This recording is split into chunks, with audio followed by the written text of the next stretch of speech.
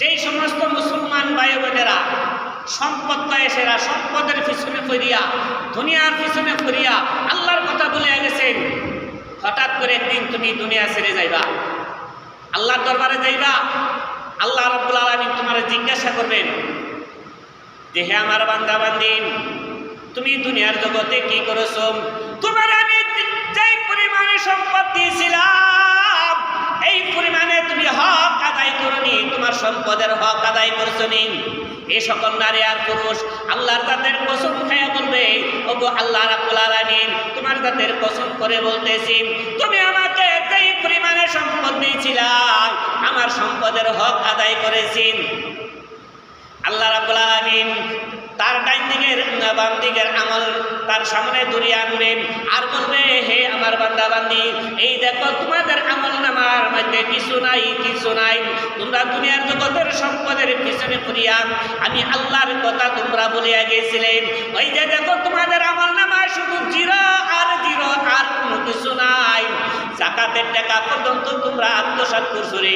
তুমি তোমার এই জাকাতের টাকা দিলে তুমি মনে করেছিলে তোমার সম্পদ কমিয়া যাবে, না, কোনোদিন হতে পারে না রে। হে আমার বান্দা বান্দি, তুমি তোমার সম্পদের হক আদায় করছো না, এমন ভাবে আমি আল্লাহ তোমার সাথে সম্পর্ক রাখবো না। তোমার জাকাতের টাকা দিলে তুমি ভাবছিলা তোমার সম্পদ কমে যাব না, তোমার জাকাতের টাকাটা দিলে তোমার মালটা ফাঁক মন্ত্র হইত, তোমার উপরে যে বিপদ আসার কথা ছিল বিপদও দূরিয়ে যেত। এই টাকা তুমি দিছো না, তোমার সম্পদ কমে যাব। তুমি তোমার আত্মীয় স্বজনের হক আদায় করছো না। এই জাকাতের টাকাটা যদি তোমার গরিব দুঃখী আত্মীয় স্বজনদের দিতা, তাহলে হেরা খায় সেরা হেরার আত্মায় দোয়া দিত, আর এই দোয়ার উসিলা আজকে আমি আল্লাহ তোমার ক্ষমা করে দিতাম।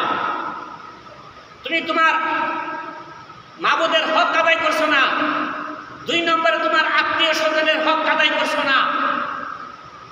আজকে তোমার এই সম্পদ কোথায়? তোমার এই সম্পদ কোথায়? তোমার ছেলে মেয়ে কোথায়? তারারে বলো আজকে আমি আল্লাহর এই আযাব আর গজব থেকে বাঁচানোর জন্য।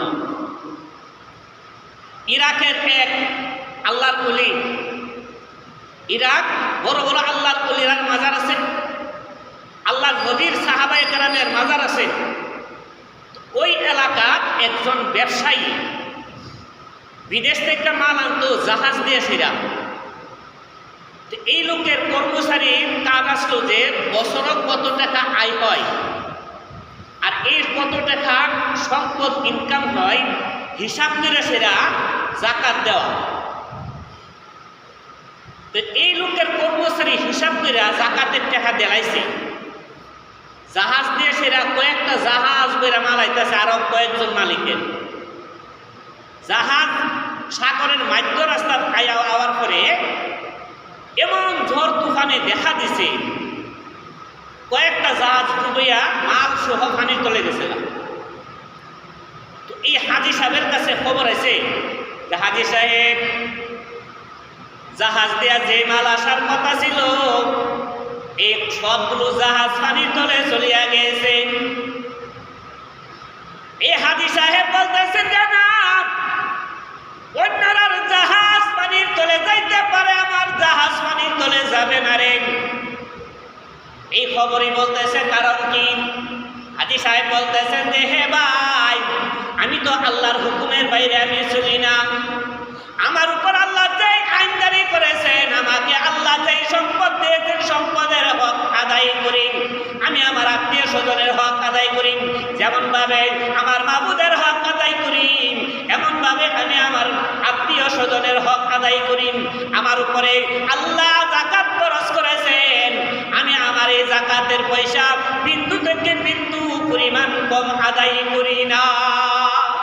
আমার বিশ্বাস হয়েছে আমার জাহাজ ডুবে না, কারণ আমি আল্লাহর হুকুমের বাইরে ছিলি না। আমি পূর্ণাঙ্গ রূপে হিসাব করিয়া আমি আমার জাকাত আদায় করছি। তার কর্মচারীরা বলতেছেন যে হে ভাই, তুমি তোমার খাতা উল্টায়া দেখো, আমার উপরে আল্লাহ যে আইন জারি করেছে জাকাতের টাকা দেওয়ার ব্যাপারে কোনো বাকি আসেনি, সম্পূর্ণ আদায় হয়নি। তার কর্মচারী বলতেছেন যে যা কনা হাজী সাহেব, আপনার উপরে যে জন্য আইন জারি করা হয়েছে। আপনাকে আল্লাহ যে সম্পদ দিয়েছেন এই সম্পদের যাকাত পুরাপুরিভাবে দেওয়া হয়েছে। 2 দিন পরে তার জাহাজ তার গাড় হয়ে রাখছে। জাহাজের মানুষ হয়ে ডাকতেছে যে হাজি সাহেব, হাজি সাহেব, আপনার জাহাজ আছে, আপনার মালের জাহাজ আছে।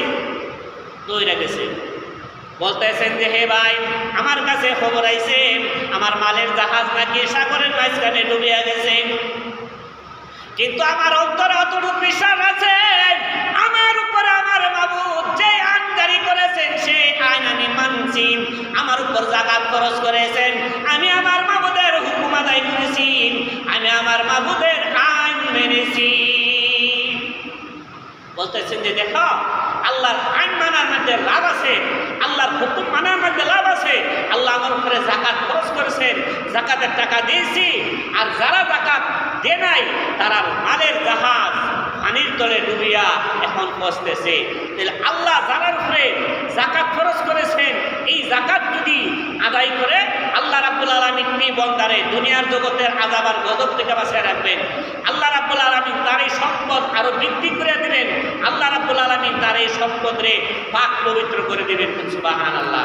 কিন্তু এই বর্তমান যুগে এমন মানুষ আছে যারা উপরে যাকাত খরচ, যাকাতের টেহারে দেও তো নাও হয়, আরো মানুষের সাথে গপ করে ভাই আমি গরিব। আল্লাহ আল্লাহ কিন্তু হে নাফরমান, তুই গরিব, তোরা আমি আল্লাহ এত সম্পদ দিছি, সম্পদ পায় সম্পদের শুকরিয়া আদায় করিস না, তো তুই যেমন কইছিস গরিব যে তোর উপরে আমি আল্লাহ গজব পাঠাইতেছি।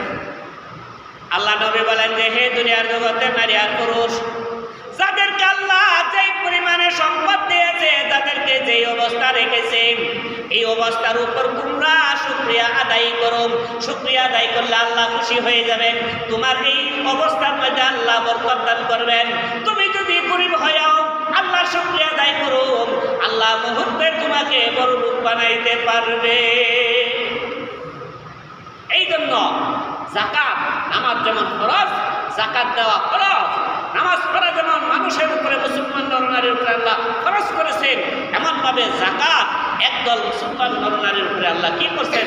যাকাত খরচ করেছেন। আমাদের দেশে কিছু বড় লোক আছে, ভাই বোন লন্ডন আছে, লন্ডন থেকে যাকাতের টাকা কাটা, এই যাকাতের টাকা হেরাও ঘুরাইয়া ফেসাইয়া খায় না। এই ধরনের দান্দাবাজ ধোঁকাবাজ আমার দেশও নাই। আমার দেশে আমি দেখছি ভাই বোন লন্ডন আছে, যে তারা যাকাতের টাকা পাঠাইছে যে গরিব দুঃখী মানুষকে দিবার লাগে, কিন্তু গরিব দুঃখী মানুষকে দিবার আগে হেডের ভিতরে ঢোকা। আবার কেউ কেউ টাকা যদি 50,000 দেয়, 50,000-এ 3 ভাগ করে, 3 ভাগ করে যার কাছে আছে হেডের ভিতরে 1 ভাগ ঢোকা আর 2 ভাগ গরিব দুঃখী মানুষকে দেয়। আল্লাহ নবী বলেন যে যাকাতের পয়সা যার হেডের ভিতরে দান্দাবন্দার কারণে গেল, আল্লাহ রাব্বুল আলামিন বলেন যে হেডের ভিতরে জাহান্নামের আগুন গেল। যাকাতের পয়সা লন্ডন থেকে হরাইছে তোমার ভাই বোনে গরিব দুঃখী মানুষটি দিবার লাগি, আর এটা গোড়াইয়া পয়সা এটা বাদ করছে 3টা। 1 ভাগ হরাইছে বাটপার বেইমানের ফেডের ভিতরে, আর যেই বেইমানের ফেডের ভিতরে যাকাতের টাকা গেল, আল্লাহ নবী বলেন যার ফেডের ভিতরে যাকাতের টাকা বাটপারি কইরা ঢুকাইল, এই ফেডের ভিতরে জাহান্নামের আগুন ঢুকাইল, এই ফেডের ভিতরে আল্লাহর গজবের আগুন ঢুকিয়া গেল। আর পূর্ণাঙ্গ রূপে যদি কেউ যাকাতের হক আদায় করে, তার উপরে আল্লাহ রাব্বুল আলামিন কোনো ধরনের গজব দিবে না, কোনো ধরনের বিপদ দিবে না। বিপদ পড়ল আল্লাহর কুদরতিভাবে এই বান্দার বান্দি আল্লাহর কুদরতিভাবে বাঁচাইব। 2 নম্বর শর্ত রইল যে বালিগ হইব, বালিগ না বালিগের উপরে যাকাত খরচ না। এখন বালিগ কি? 1 লোকের 1 ছেলে আর 2-3 মেয়ে আছে, অবুঝ অবস্থা থাকা অবস্থা, বাপও মারা গেছে, মাও মারা গেছে, এখন তারা এতিম।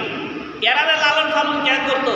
এরাতে সম্পদ, এই সম্পদের দায়ভার বহন করার মতো জ্ঞান আর বুদ্ধি এরার নাই, এরা এতিম। যদিও এরার বাপে এরার উপরে সম্পদ রাইখা গেছে, কিন্তু এই সম্পদের দায়ভার বহন করার মতো জ্ঞান এরা